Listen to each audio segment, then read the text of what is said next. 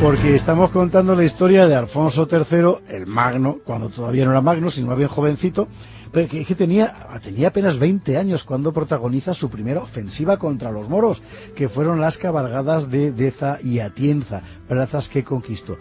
Lo que pasa es que en los primeros años de Alfonso no hubo solo gestas guerreras. Además de las batallas hubo mucha política. Bueno, vamos a ver eso. Y de paso desharemos algunas de las leyendas que siguen rodeando a Alfonso III. Empecemos por una de esas leyendas. Dice así: acosado en el trono por sus hermanos, Alfonso los derrotó y mandó cegar.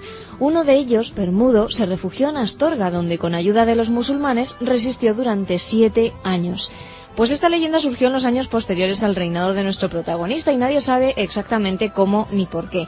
El contexto de la historia es el de aquellos tempranos ataques moros sobre León y Astorga que ya hemos referido. Probablemente no fueron más que expediciones tentativas de los sarracenos, aprovechando el cambio de rey en Oviedo para calibrar la solidez de la situación. Pero la leyenda convirtió el episodio en un relato terrible. Bueno, y tan terrible, lo que dice la leyenda es que después de las rebeliones de Fruela en Lugo y de los vascones y tal, los hermanos de Alfonso le disputaron el trono, Alfonso peleó con ellos, los derrotó y conforme a los usos más bárbaros de la época los mandó cegar. Pero uno de los hermanos, Bermudo, el infante ciego, logró apoderarse de Astorga y se hizo fuerte allí.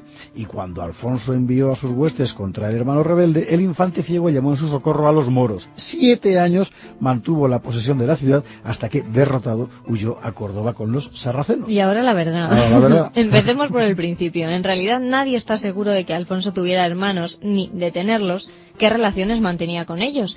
El redactor que terminó la crónica Alfonsí dice que Alfonso era hijo único de Ordoño, o sea que no tenía hermanos. Por otro lado, aquí hemos visto que Alfonso tuvo un hermano llamado Odoario, al que encomendó la repoblación de Chaves. Quizás hermano no quisiera decir en aquel documento hijo de los mismos padres. En todo caso, no parece que se llevara muy mal con él cuando le encargó la omisión tan notable como aquella.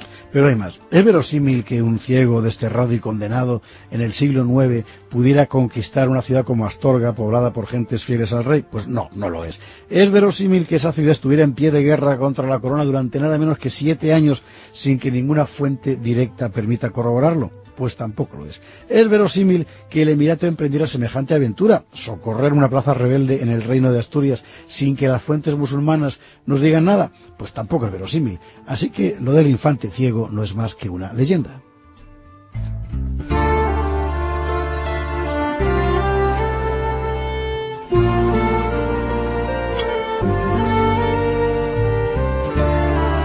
En realidad, por los años en que supuestamente tuvo lugar aquella rebelión principesca que nunca existió, el rey Alfonso andaba detrás de otro asunto. Se tenía que casar. Sí, en la corte asturiana, como en todas las cortes de todos los tiempos, el matrimonio tenía una dimensión política eminente. Era una declaración de intenciones sobre el presente y sobre el futuro y debía guardar coherencia con las líneas generales del gobierno del reino. Y así Alfonso III escogió como esposa a una dama de la corte de Pamplona, Jimena Garcés, más exactamente Sancha Jimena Amelina Garcés, hija del rey de Navarra, García Íñiguez I, el mismo que 10 años antes había sido secuestrado por los vikingos. Y que había orientado su política hacia la alianza con Asturias. Y tiempo para el amor y tiempo para la guerra. Después de los ataques sarracenos contra León y Astorga, esos ataques que inspiraron la falsa leyenda del infante ciego, Alfonso había tomado la providencia de fortificar 2 plazas al este de León, Cea y Sublancia. Estos fuertes tenían por función alargar la línea defensiva hacia el sur sobre el Valle del Duero. Con esas fortificaciones, más la repoblación de Portugal hasta el Duero, el oeste y el centro del reino quedaban bien protegidas, y con las espaldas guardadas, Alfonso pensó en golpear algún punto neurálgico del Emirato, como había hecho Alfonso II en Lisboa, como había hecho Ordoño en Coria y Talamanca. El joven Alfonso III proyectó otra cabalgada audaz y fijó sus ojos en 2 plazas del sureste, Deza y Atienza.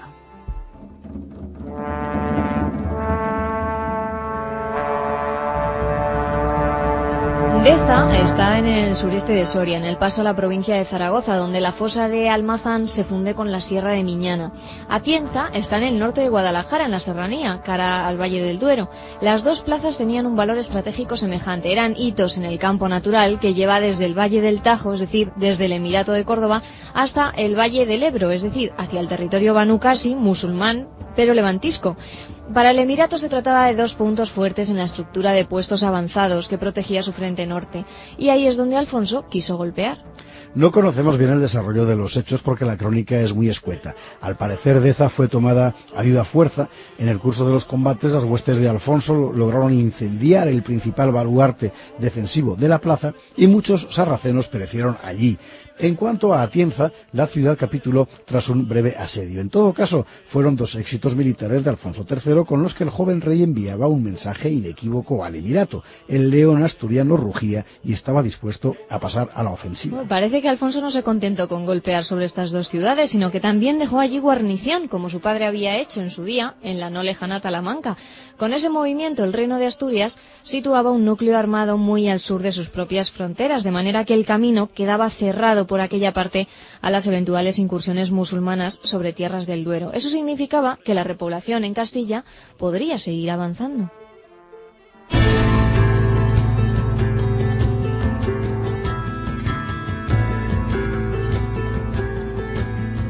Así que, según va avanzando la repoblación hacia el sur, Castilla se va afirmando. Por cierto, hay que recordar que estaba aquello deshecho después de las últimas aceifas moras. Pero bueno, ahora la cosa es, mientras tanto, ¿qué hacían los moros? ¿Por qué no reaccionaban?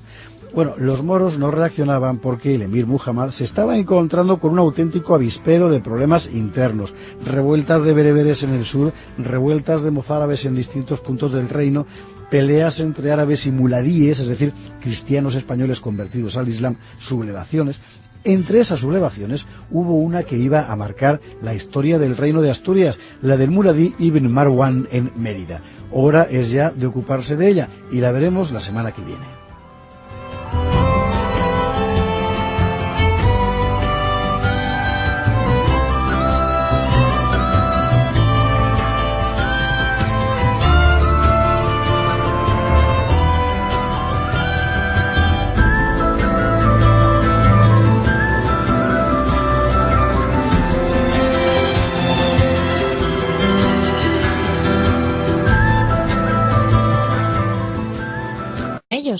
El redactor que terminó la crónica Alfonsí dice que Alfonso era hijo único de Ordoño, o sea que no tenía hermanos.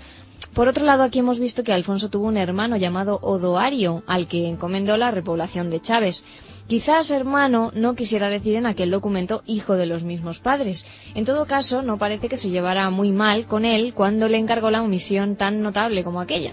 Pero hay más. ¿Es verosímil que un ciego desterrado y condenado en el siglo IX pudiera conquistar una ciudad como Astorga, poblada por gentes fieles al rey? Pues no, no lo es. ¿Es verosímil que esa ciudad estuviera en pie de guerra contra la corona durante nada menos que 7 años sin que ninguna fuente directa permita corroborarlo? Pues tampoco lo es.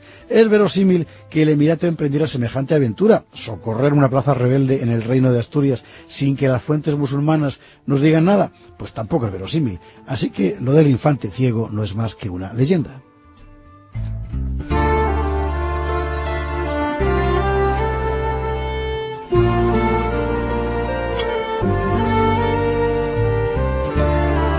En realidad, por los años en que supuestamente tuvo lugar aquella rebelión principesca que nunca existió, el rey Alfonso andaba detrás de otro asunto. Se tenía que casar. Sí, en la corte asturiana, como en todas las cortes de todos los tiempos, el matrimonio tenía una dimensión política eminente. Era una declaración de intenciones sobre el presente y sobre el futuro y debía guardar coherencia con las líneas generales del gobierno del reino. Y así Alfonso III escogió como esposa a una dama de la corte de Pamplona, Jimena Garcés, más exactamente Sancha Jimena Amelina Garcés, hija del rey de Navarra, García Íñiguez I, el mismo que 10 años antes había sido secuestrado por los vikingos y que había orientado su política hacia la alianza con Asturias. Y tiempo para el amor y tiempo para la guerra. Después de los ataques sarracenos contra León y Astorga, esos ataques que inspiraron la falsa leyenda del infante ciego, Alfonso había tomado la providencia de fortificar 2 plazas al este de León, Cea y Sublancia. Estos fuertes tenían por función alargar la línea defensiva hacia el sur sobre el Valle del Duero. Con esas fortificaciones, más la repoblación de Portugal hasta el Duero, el oeste y el centro del reino quedaban bien protegidas, y con las espaldas guardadas, Alfonso pensó en golpear algún punto neurálgico del Emirato, como había hecho Alfonso II en Lisboa, como había hecho Ordoño en Coria y Talamanca. El joven Alfonso III proyectó otra cabalgada audaz y fijó sus ojos en 2 plazas del sureste, Deza y Atienza.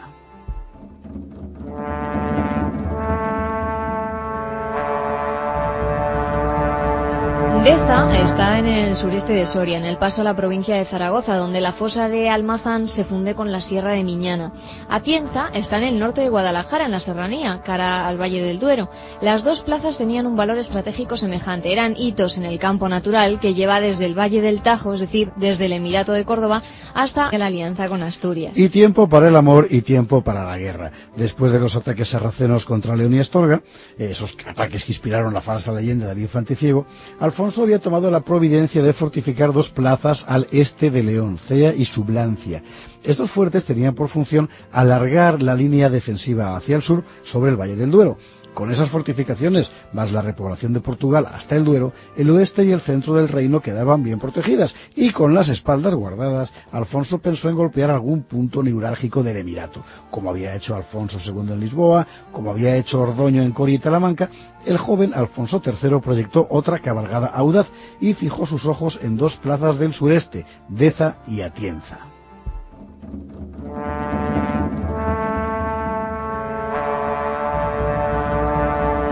Deza está en el sureste de Soria, en el paso a la provincia de Zaragoza, donde la fosa de Almazán se funde con la sierra de Miñana.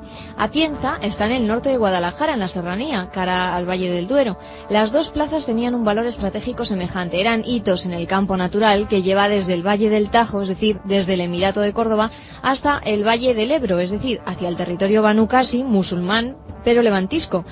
Para el Emirato se trataba de dos puntos fuertes en la estructura de puestos avanzados que protegía su frente norte, y ahí es donde Alfonso quiso golpear. No conocemos bien el desarrollo de los hechos porque la crónica es muy escueta. Al parecer, Deza fue tomada a viva fuerza. En el curso de los combates, las huestes de Alfonso lograron incendiar el principal baluarte defensivo de la plaza y muchos sarracenos perecieron allí.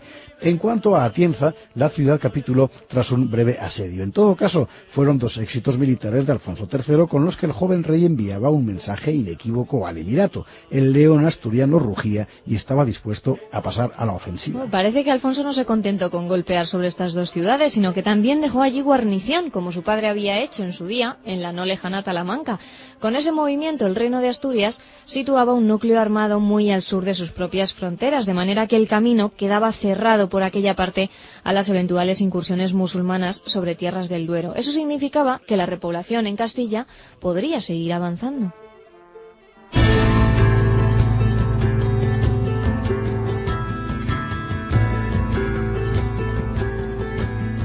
Así que, según va avanzando la repoblación hacia el sur, Castilla se va afirmando. Por cierto, hay que recordar que estaba aquello deshecho después de las últimas aceifas moras. Pero bueno, ahora la cosa es, mientras tanto, ¿qué hacían los moros? ¿Por qué no reaccionaban? Bueno, los moros no reaccionaban porque el emir Muhammad se estaba encontrando con un auténtico avispero de problemas internos. Revueltas de bereberes en el sur, revueltas de mozárabes en distintos puntos del reino, peleas entre árabes y muladíes, es decir, cristianos españoles convertidos al Islam, sublevaciones. Entre esas